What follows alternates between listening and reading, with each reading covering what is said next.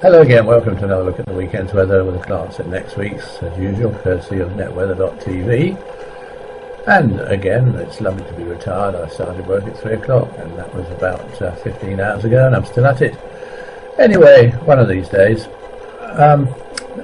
we've had really a quite remarkable change in the weather, haven't we, the last few days? It wasn't so long ago we were talking about temperatures of minus 15, minus 17, minus 18. Well, this afternoon, that's Thursday afternoon, we were talking about temperatures of plus 15, plus 17 and plus 18. The reason? Well, the wind has swung right round. It had been coming from the east, it's now coming from the west or the southwest. In fact, if we have a look at the surface pressure, see exactly what I mean and exactly why, because we've got low pressure to the north of us and high pressure to the south of us. And that means to say there's a squeeze of westerly winds in between. Now, as time goes on, the high itself is going to decline and the lows to the north are going to become more vigorous. And that means to say that winds will become quite a bit stronger. There'll be gales, even severe gales. And it does mean that the winds will back a little bit towards the southwest. In fact, we've had very warm air during the course of today. The air originated all the way from the Azores or even south of the Azores. So hence the high temperatures.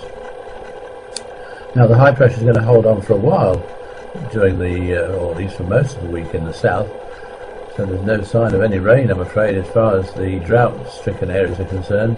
Not in the foreseeable future, and certainly not, I think, in the next week or so. If any, just a few drips and drops. Now, if we look at the temperature of the atmosphere, you see there's a huge reservoir of intense cold lurking over Labrador and Greenland, and it never comes our way. It's going to stay there. And we are going to continue to have feeds of mild air. Yeah, that's the yellow shading, the orange shading. In fact, very mild air from time to time. Again, it will come flooding up from the area of the Azores. So if we have a look at the day-to-day forecast, on Friday it looks as if a band of rain will start the day across Wales, the North Midlands and Lincolnshire. And there'll be some coast and hill fog to go with that as well. The southernmost parts of the country will probably start off dry and may well stay dry, but very gradually that band of rain will ease slowly southwards during the day, but it will probably fizzle out as time goes on. So as I said, there'll be precious little left when it gets to the south. Behind it, that's Scotland, Northern Ireland, Northern England, and just with the odd shower with some sunny intervals. It is going to be a windy day, and it will be a fairly mild day. Not as mild or as warm as it was on Thursday. Now on Saturday, some lighter rain around in southern parts of England to begin with.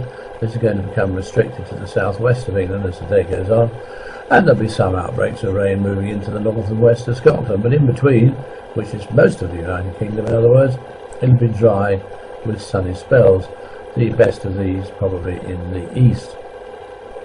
We will perhaps manage just a touch of frost to start first thing, but otherwise it will turn out to be a reasonably mild day.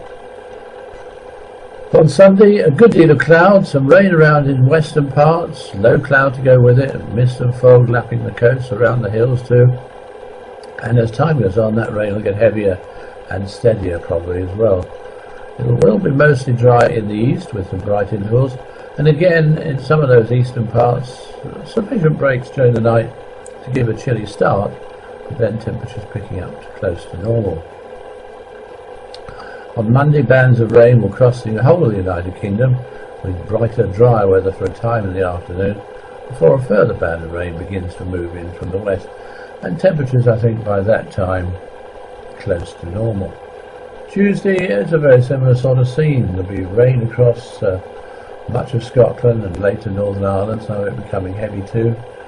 And there will be some fairly sort of light and significant rain in parts of southern England and South Wales, in between a dry and mostly cloudy day. For the rest of the week, it's the standard pattern really. We've got the low pressure to the north that keep the high pressure to the south, which means to say the further north you are, the more windy and unsettled it's going to be, with outbreaks of rain. The further south you are, especially into the southeast, it's going to stay dry with some sunny spells. The nights could be chilly, but the days will be mild. Well, that's all from me for the time being. I'll be back again this week. Haven't the faintest idea from where, but I'll make it, I'm sure, whatever happens, and have a lovely weekend. Goodbye for now.